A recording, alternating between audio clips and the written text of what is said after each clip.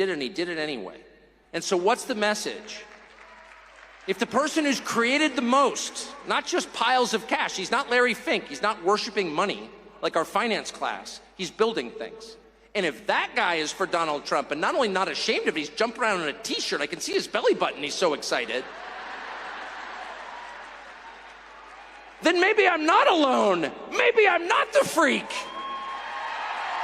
Maybe what you're really watching is the tyranny of MSNBC, a channel with virtually no viewers, a channel on which almost every single person has a personal life so grotesquely weird, if you knew the details, you'd call for their arrest.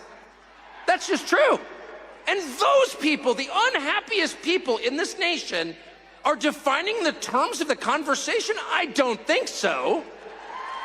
How'd they get away with that? The same way they got away with calling January 6th an insurrection for 3 years, by repeating it and by attacking anyone who disagreed. But it's an illusion. It's the Wizard of Oz. And once you pull back the curtain and the only thing back there is Joe Scarborough, you're like, wait a second. Why am I taking orders from this guy? He's a freak. I'm a normal person. And that realization has settled on this country, on the whole country, and you feel it. People are not afraid anymore, at all. I've got a bunch of kids, I text them, I'm gonna go speak at a Trump rally. My kids, you go. I said, do you have a lot of friends who are voting for Carmela or whatever her name is? No, of course not. That's embarrassing. It has flipped. The story the country tells itself about reality has flipped. None of the normal people are supporting the Democratic machine. Tim Walz is supporting the Democratic machine. A man you would never allow to babysit your own children. That's the archetype. It's the party of weirdos, of envy, of hate, of resentment, of bitterness, of weakness, of a total lack of creativity. It's a party of conformity. It's a party of the machine, where it doesn't matter who the candidate is because individuals are immaterial. All that matters is the collective. That's the Soviet model. And opposing them is the rest of the country, slowly waking up to the fact that these people have no moral authority whatsoever. They have no legitimacy in a democracy where the government must rule by the consent of the governed. They have no consent. And the way that they've treated this country over the past 4 years is the most shocking thing I've ever seen in 55 years. To allow millions of people, mostly young men with no skills and no English, into our country illegally, and then fly them around at our expense and give them phones and put them on welfare programs that no American citizen can get. It is the most insulting, yeah, boo, but it's worse than boo. That's the biggest crime in the history of the United States of America. And it takes incredible stones, incredible gall for the people who did that to stand up there on a stage and give you a lecture about how you're immoral. It's too much. And so that's the second important thing about this election, okay? The first is every person in this room needs to understand you are not in a despised minority. You are in an incredibly gentle and tolerant majority who put up with this crap for way too long. As they insulted not only you, but the memory of your ancestors who died for this country. They tore down statues to their memory. People have never built anything in their lives. They went out of their way to humiliate you and spit on you and the graves of your ancestors. And that's not an exaggeration, they did that. And this country is so nice, it's so polite, it's so thoughtful and empathetic and sweet. It's the kind of country that loves dogs and gives directions to strangers, that we put up with it for 4 years. But we can't anymore. We just can't. And we can't for two reasons. The first reason that we can't put up with it for one more minute is because It's just not justice. It's not. It's not justice. It's unfair. You cannot reward the most parasitic, useless, violent, nasty, aggressive people in your country. You can't make them the richest. You just can't. It's just wrong.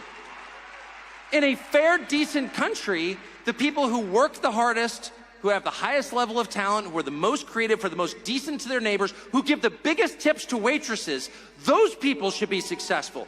Those people should be revered. It shouldn't be Larry Fink. Are you joking?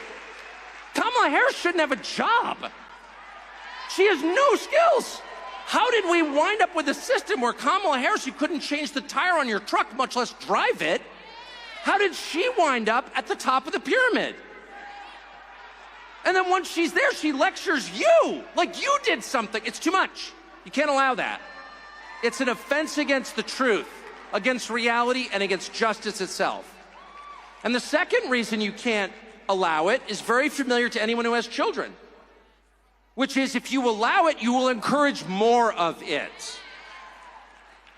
If you allow people to get away with things that are completely over the top and outrageous, if you allow your 2-year-old to smear the contents of his diapers on the wall of your living room, and you do nothing about it, if you allow your 14-year-old to light a joint at the breakfast table, if you allow your hormone-addled 15-year-old daughter to like slam the door of her bedroom and give you the finger, you're gonna get more of it. And those kids are gonna wind up in rehab. It's not good for you, and it's not good for them. No. There has to be a point at which dad comes home.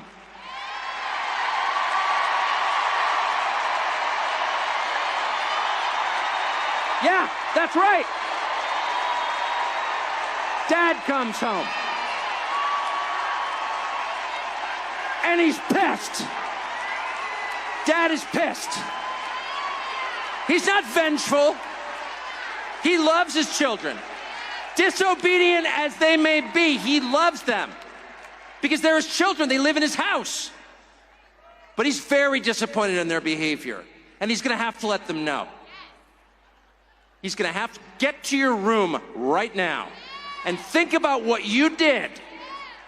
And when dad gets home, you know what he says? You've been a bad girl.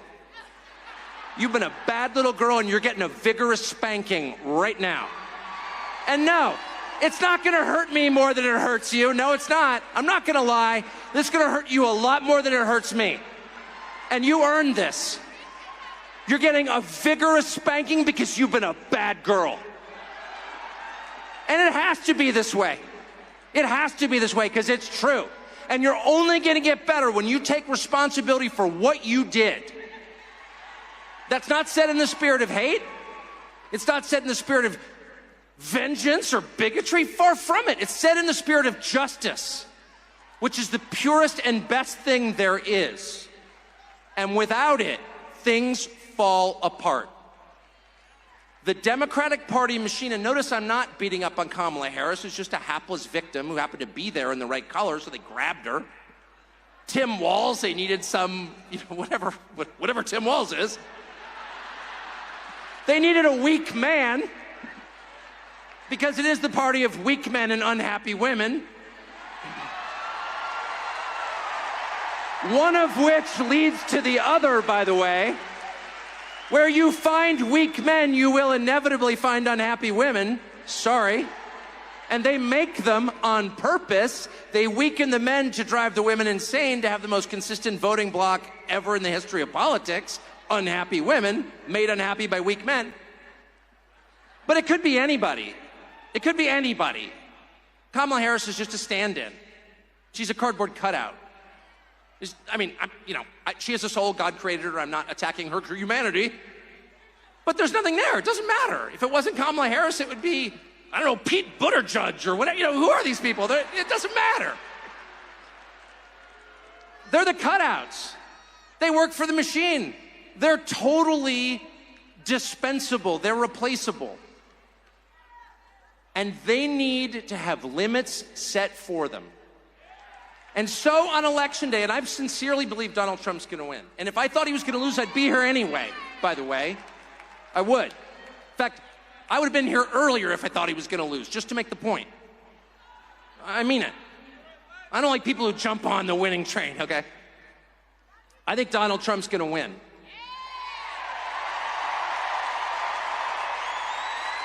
And not only do I think Donald Trump's going to win, I think that the vibe shift has been so profound. I mean, the numbers suggest he's going to win. He's ahead in all 7 battleground states. But much more important, and the early voting seems to be favoring him. But more important even than the conventional political markers is what you smell around you. And it's the return of freedom. It's the return of the country you grew up in, where you could say things like, I like that guy, and maybe you like the other person, that's fine. That was not allowed for 9 years. And it's allowed now. And I think, and it's because of what they did, by the way, they deserve this. But I think the vibe is so strong right now, I don't think we can get away with pretending something else happened. I don't think we can have another 2020 at this point. I just don't. I don't. Where they hid relevant facts from you, they prevented you from knowing about their candidate, and then claimed victory, or 37 billion votes or whatever they claim he got. That's rigging the election, period. If the government prevents people from knowing critical information about a candidate, they have rigged the election. And they did that, period. Oh, you're not allowed to say that. I'm not allowed to say it because it's 100% true. And every person who hears it knows it's true, including the people who did it. I don't think they can do that again. I don't. And I don't think, no matter what they pull 2 weeks from now, 13 days from now, I don't think they can get away with standing up and being like on MSNBC, no, actually, Kamala Harris is historically popular, it turns out. Woman who's never had a job, who can't even pronounce her own first name consistently. That's how false she is. Some woman who grew up in Montreal, Canada is lecturing me about America. Okay. I don't think they can do that, because I don't think people are going to sit back and take it. I don't. It's enough. It's enough. That's the point at which you say, no, I'm sorry. I put up with this crap for a long time. I indulge your little fantasy. It's like when your teenage girl becomes a vegetarian, you're like, okay, that's, okay, it's fine. No, I totally understand. You're like, it's a phase.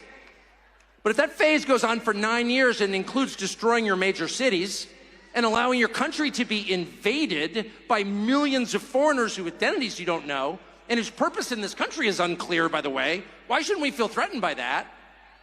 If they go out of their way to crush families, to make it impossible for your kids to buy a house, and getting involved in the sex lives of your children, which they are, if they do all of that, they need to lose. And at the end of all of it, when they tell you they've won, no. You can look them straight in the face and say, I'm sorry, Dad's home, and he's pissed. Thank you.